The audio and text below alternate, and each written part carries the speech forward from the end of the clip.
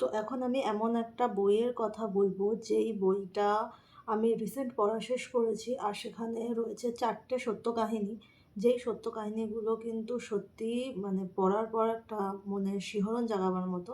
সেই 4টে গল্পের মধ্যে একটা মুক্তিযুদ্ধের গল্প, একটা আফগানিস্তানের থাকা একজন বাঙালি মেয়ের গল্প, একটা ডাবল মার্ডার কেস, আর একটা একজন ভৃত্যকে একজন মহারাজের গুলি করে মেরে ফেলা। তো 4টে গল্পই অসাধারণ, আর যেহেতু সত্যকে কেন্দ্র করেই এই বইটা, তো অসাধারণ লেগেছে আমার পড়তে। তো চলো আজকে এই বইটা নিয়ে আলোচনা করব।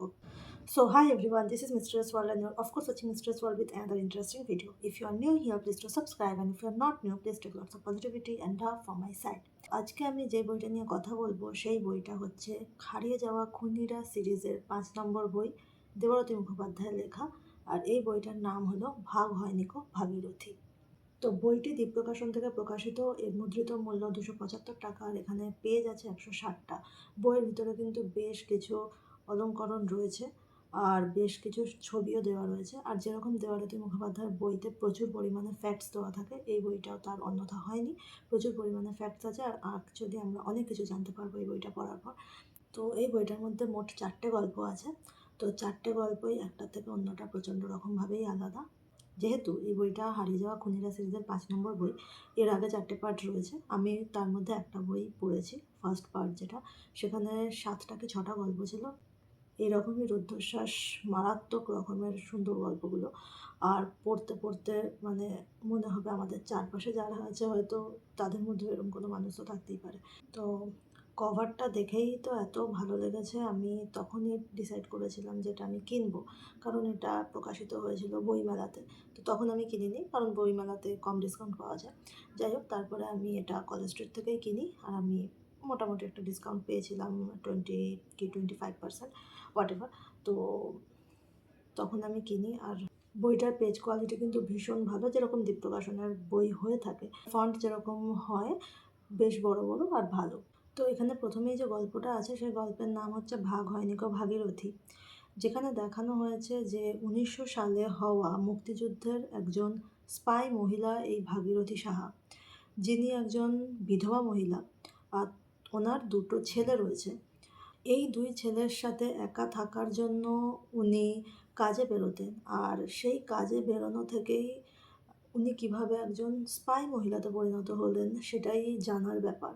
আর উনি যেহেতু পড়াশোনা জানতেন না, সেহেতু কিন্তু স্পাই হওয়াটা ওনার কাছে কিভাবে মানে ধীরে ধীরে হয়ে উঠলেন উনি স্পাই, এটাই মানে খুব ভালো করে দেখানো হয়েছে। আর মুক্তিযুদ্ধের যে বিবরণটা এখানে দেওয়া রয়েছে, এত নির্মম মানুষ হতে পারে আমি সত্যি কল্পনাও কোনোদিন করতে পারি না। এরপরে যেখানে ভাগীরথীকে স্পাই হওয়ার অপরাধে মারা হয়, সেটা তো মানে জাস্ট কল্পনাই করা যায় না। এত নির্মমভাবে মানুষকে হত্যা করা যে যেতে পারে, সেটা হয়তো আমি এই বইটা না পড়লে আমি সত্যি বুঝতে পারতাম না। হয়তো এখন আশেপাশে অনেক রকম মার্ডার কেস আমরা দেখি, যেগুলো দেখলে মনে হয় আচ্ছা এটাও হতে পারে, এটাও হতে পারে, এরকমভাবেও মানে একটা মানুষ এরকম কী করে হতে পারে। তো এই বইটা মনে হয় আমার সেই লেভেলটা ক্রস করে চলে গেছে। মানে চোখের সামনে জাস্ট ফুটে উঠছে যে কিভাবে তখন ওনাকে মারা হয়েছে, আর সেটা কত কষ্টদায়ক। তারপরের গল্প ছিল 2 খুন 1 ধাঁধা, যেখানে বিশেষত দেখানো হয়েছে আগ্রা ডবল মার্ডার কেসের ব্যাপারে। এই গল্পটা যেভাবে শুরু হয় আর যেভাবে শেষ হয়, শুরুতে কিন্তু ডবল মার্ডার কেসের ব্যাপারে আমি অন্তত কিছু বুঝতে পারিনি, কিন্তু ধীরে ধীরে যেভাবে ডেভেলপ করে ব্যাপারটা, লাস্টে গিয়ে যেরকম দেখানো হয়। আর এখানে বিশেষত পরকীয়া ব্যাপারটাকে কিন্তু এমফাসাইজ করা হয়েছে। এই পরকীয়া ব্যাপারটায় মানে যে করছে আর তার ফ্যামিলি, দুজনকেই সাফার করতে হয়। এখানে যেরকম দেখানো হয়েছে ডক্টর ক্লার্ক আর অগাস্টার পরকীয়ার ব্যাপারে, সেখানে পরকীয়া চালানোর জন্য বা ডক্টর ক্লার্ক বলেছিলেন অগাস্টাকে বিয়ে করবেন, তো সেই জন্য অগাস্টা নিজের স্বামীকে হত্যা করে। তারপরে ডক্টর ক্লার্ক নিজের স্ত্রীকে হত্যা করে। সবথেকে ইন্টারেস্টিং ব্যাপার হচ্ছে এনাদের দুজনেরই কিন্তু 3টে কি 4টে করে ছেলে মেয়ে ছিল। তো তারপরেও তারা এরকম কাজ করেছে। আর তার থেকেও বড় কথা মানে আরও ইন্টারেস্টিং পার্ট হচ্ছে যে এনাদের বিরুদ্ধে যে প্রমাণ দেওয়া বা সাক্ষী দেওয়া সেই জিনিসটা কিন্তু এনাদের মেয়েরাই করেছিল। কারণ তাদের মেয়েরাই দেখেছিল যে কিভাবে অগাস্টা নিজের স্বামীকে দিনের পর দিন ওষুধ মিশিয়ে খাবারের সাথে স্লো পয়জন করার চেষ্টা করছে। আর ডক্টর ক্লার্ক তার স্ত্রীকে মারার জন্য বিভিন্ন কাজের লোককে ঘুষ দিয়ে বা কিছু দিয়ে বা খাবারের সাথে ওষুধ মেশাবার চেষ্টা করছে।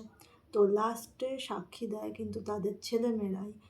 আর তো প্ল্যান করে মার্ডারের ব্যাপারটা কিন্তু আমার বেশ ইন্টারেস্টিং লেগেছে, আর সেটাকে কিন্তু বেশ একটা অন্যরকম আকার দেওয়া হয়েছে। এর পরের গল্প হচ্ছে কাবুল দেশে বঙ্গতনয়া। আমরা মালালা ইউসুফজাইকে হয়তো অনেককেই চিনি, যিনি নোবেল প্রাইজ পেয়েছেন, কিন্তু আফগানিস্তানে তালিবানদের বিরুদ্ধে প্রতিবাদ করার জন্য কিন্তু একজন বাঙালি মেয়ে, ওনার নাম ছিল সুস্মিতা বন্দ্যোপাধ্যায়। উনিও কিন্তু 8 বছর ধরে আফগানিস্তানে ছিল। সেখানেও নিয়ে এসেছিল ওনাকে জানবাজ বলে একজন ভদ্রলোক। তাকে বলা যায় কিনা আমি জানি না। এই জিনিসটা, এই গল্পটা একটু সাইজে ছোট। আর আমি এখানে অনেকটা মিল পেয়েছি ওই মুভিটার মতো, যে মুভিটা মাঝখানে রিলিজ করেছিল, কেরালা স্টোরি যেটা। তো ওই মুভিটার অনেকটা ছাপ এখানটা রয়েছে। তো এই সুস্মিতা বন্দ্যোপাধ্যায় কিভাবে সেই আফগানিস্তান থেকে নিজের দেশে আসতে সক্ষম হলো, আর তারপরে উনি আবার ফিরে গিয়েছিলেন আফগানিস্তানে। তারপরে ওনার যে মৃত্যুটা, ওটা মর্মান্তিক। ওনার মৃত্যু আর সঙ্গে ওনার আফগানিস্তানে থাকা পরিবারের দুটোরই মৃত্যু প্রচণ্ড মর্মান্তিক। তো এই গল্পটা অন্যান্য গল্প থেকে একটু ছোটো। তো তারপরে যে গল্পটা আছে তার নাম হচ্ছে মহারাজ ভৃত্য ও একটি গুলি।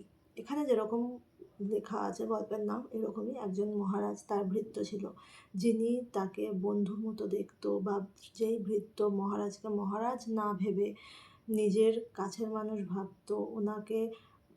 আর এখানে বলা যায় যে মহারাজার কমফোর্ট প্লেস কিন্তু ছিলেন সেই ভৃত্যই, যাকে উনি জাস্ট একটা গুলির করে শেষ করে দেন।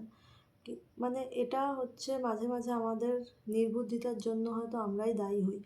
তো এখানে সেই জিনিসটাই দেখানো হয়েছে, জাস্ট একটা সেকেন্ডের ব্যাপার, আর মানুষ কিভাবে হারিয়ে যায় আমাদের থেকে। আর তখন আমরা যাদের পরিবার ভাবি, বা আমরা ভাবি যে তারা এসে আমাদের দেখবে বা বাঁচাবে, সেখানে কিন্তু মহারাজকে কিন্তু তারা বাঁচাতে আসেনি। তারা যে যার মতো নিজের আখেরটা গোছাতেই ব্যস্ত ছিল। তো ইয়েস, এই গল্পটা একটা আনাদার হিটিং স্টোরি।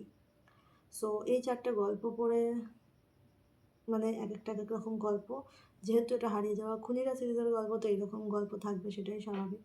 তো একদম একটা মাস্ট রিড বই সবার জন্যই, বিশেষত যারা অ্যাডাল্ট, আমি রেকমেন্ড করবো তাদেরই পড়তে। কারণ ফার্স্টের যে গল্পটা আছে ভাগ হয়নি কো ভাগীরথী, সেখানে অনেক ক্রুয়েল ব্রুটাল সিন বর্ণনা করা রয়েছে।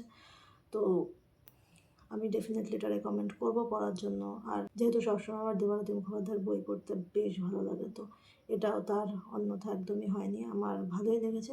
কিন্তু আমি বলবো যে আমি ফার্স্ট যেগুলো পড়েছিলাম হারিয়ে যাওয়া সিরিজের গল্পগুলো, ওগুলো এই বইটার থেকে স্লাইট বেটার আমার লেগেছে। মানে এটাকে যদি আমি 95 দিই তো ওটা 100 ছিল। সো এরকম, যেহেতু ওখানে গল্পের পরিমাণও বেশি ছিল। তো কেমন লাগলো ডেফিনেটলি জানাও। যদি ভালো লেগে থাকে তো like, share, comment and subscribe. আর দেখা হবে আমাদের আবার নেক্সট উইকে। আর ততক্ষণের জন্য বাই, হ্যাপি রিডিং।